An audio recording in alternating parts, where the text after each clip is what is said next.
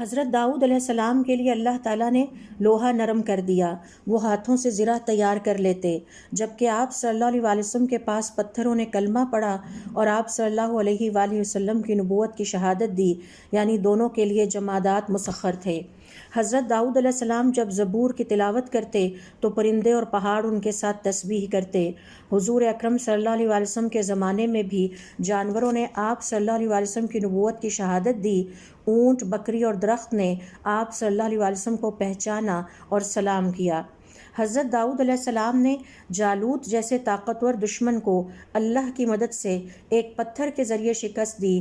آپ صلی اللہ علیہ وآلہ وسلم کے بھی غزوات میں اللہ تعالیٰ کی طرف سے غیبی مدد عطا ہوئی، جیسے غزوہ بدر میں فرشتے اتارے گئے اور غزوہ خندق میں تیز آندھی سے کفار کو شکست ہوئی۔ حضرت داؤد علیہ السلام کو کتاب اور شریعت عطا ہوئی، آپ صلی اللہ علیہ وآلہ وسلم کو قرآن عطا ہوا۔